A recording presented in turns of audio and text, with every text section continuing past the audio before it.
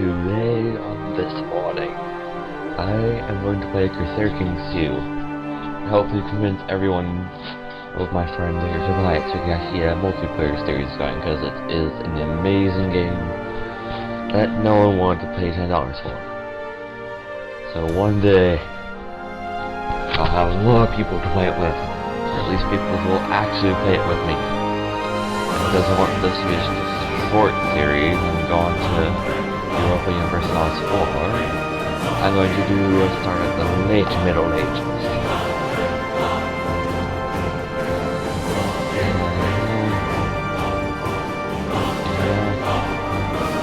Casting game. That just that means I should probably be England.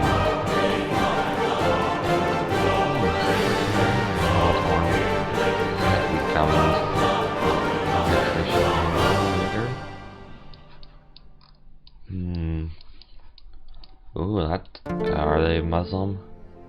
Yes, that's not likely to become the Raj of India. Golden Horde is looking massive. Sweden's big, it forms Scandinavia. The Holy Roman Empire, they tried to make a unified version of them. Difficulty pointless. No, that's pointless. And while this, wars none. Good. There is no 100-year war yet. What are you talking about? And Iron Man mode to possibly earn achievements, but probably not.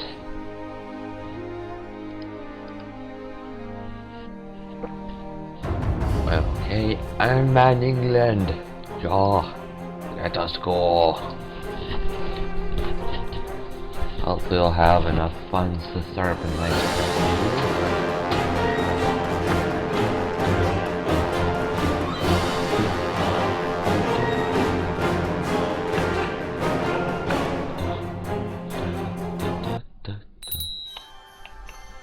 Okay, first of all I should choose an ambition. I suppose I should make this roughly like a tutorial. This is going to be the main screen you're looking at. And it's going to be, well, it's all map, almost, but in terms of menus, this is probably going to be your most important one. Your ruler. So you select click right up here to get to it. That, accidentally tabbed that. So you click there, that brings up your kingdom, use that to manage it. And to create stuff like this feature, I have the ability to create the Duchy of Northumberland, which give me a claim there.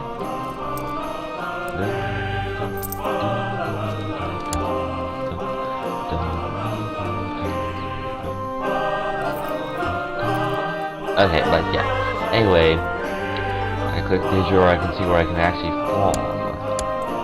Not where I actually have. But this is all stuff either under my control of my vassals or under my control. Duchies are okay if you want to make managing a bit easier, but at the same time fairly annoying because it means you have to actually keep those dukes even happy rather than having to deal with individual counts, which will be less powerful for when they revolt. Then the same goes with kingdoms. When you eventually try to create one, you're going to want to keep that all in the family. Okay, then next I suppose here is your relatives. You have your parents, and so if you want to assassinate or arrange a marriage for them. Ooh, yes, can you get matrimonial marriage important? No, not the rank. There's a whole claims to There's a bunch of claimants. Fine, I'll marry the king of Ternasia.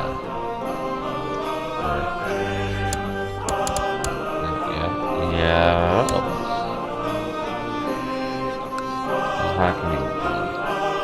Mr. Naples, Papacy, Vienna, Verona, odd. But it's somewhere different. Nonsense. Oh, it was probably one of these tiny kingdoms.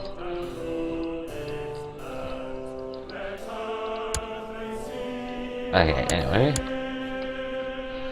And you have the tiles that you personally own. As you can see up here, you can only have a certain number under yourself, and your vassals have a certain number of vassals, which is something new in more recent patches. It kind of limits your territorial blob without some negative effect. But because of that, become jealous of must man paragon of virtue or have a crap ton of money. Or just a modest amount of money.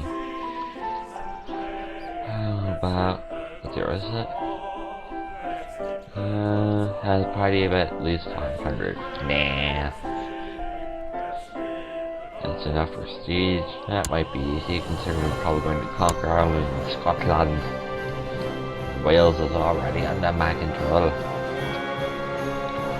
Then you have your grandparents to figure out love your children, which will be useful for marrying them off for making alliances or getting heirs.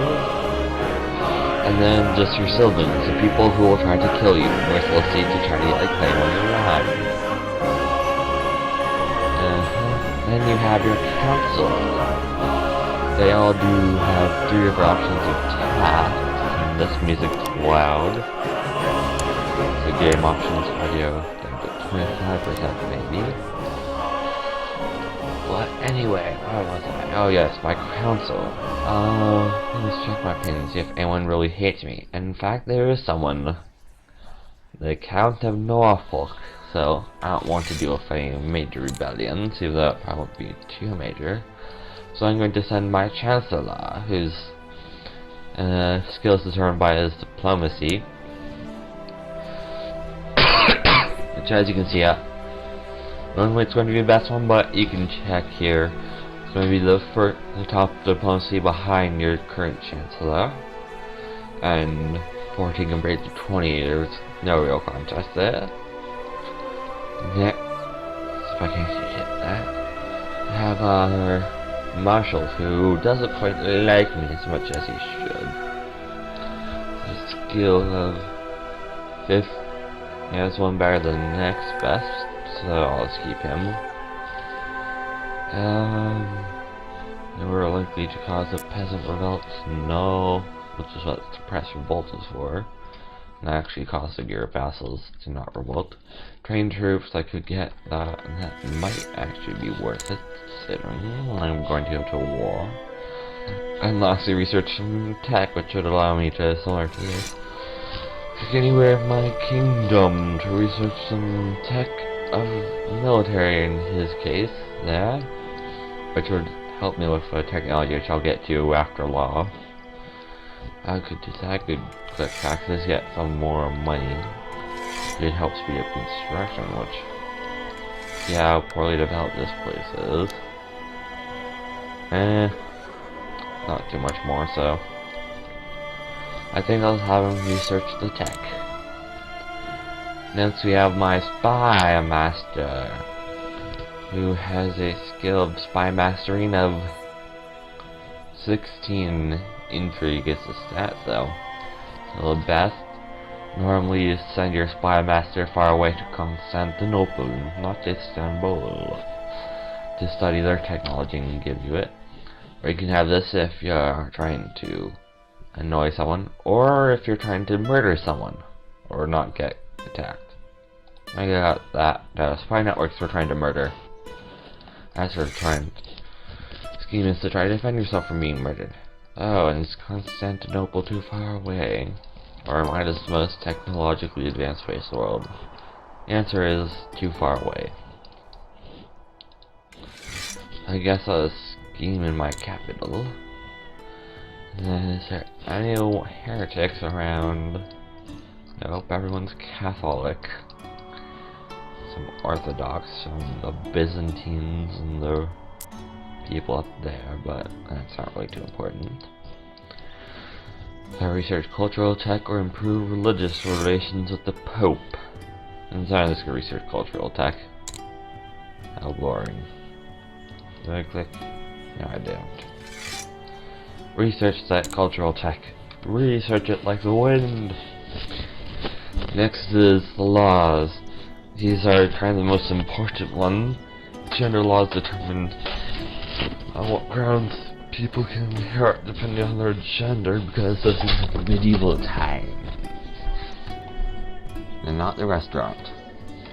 So you have agnatic cognatic, which is one of them. One can inherit both if there is no eligible male. Absolute cognatic, woman inherit on the same grounds as men. Currently I have agnatic, so the child of the only males can inherit. So maybe one day I'll change that. I've been ruling for 10 years and no vassal has a negative opinion of me among some conditions are met. Primogenitor, okay, good. The oldest child inherits, which is probably the one that you're going to want, although seniority is nice too, because then you can inherit lands from other people. Nah, freaking messenger. Centralization, I should increase that. And then there are some other laws which taxation determines your tax on state levies, how much people have to give you. Church levies. Well, church has men to fight, well, good for them. Next is the technology tree. This is dependent on your capital, not on your country, so as you can see as I mouse around over different places, they have different levels of tech and gas, but this is my capital. London. Condominium, or whatever obsolete or current name you want to call it. You can see it's fairly late in the game, so you have the tech all pretty high, and that just means that we're getting some from counties around it, so we get minor critical progress through the text of that icon. Past that, you gain points over each month. You can see 6 in economic ideas or advances or whatever, 3 in cultural, and 1 in military, and then you can use that to get past that trickle and it's finally fully upgraded, or the trickle can cause that to be fully upgraded.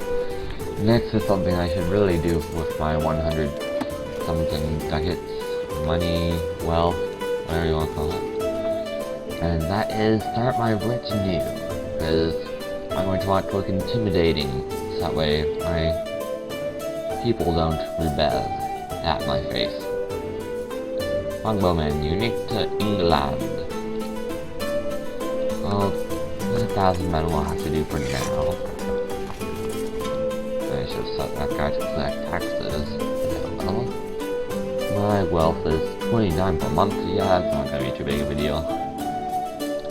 That's your technology. Yeah, I do that. Military. Yeah, that's where I was. So, if you have something that's Roman its name or whatever, might be actually be the merchant republics that these republics, like Venice. You can be the Supreme Doge, or Naples, or the other 3.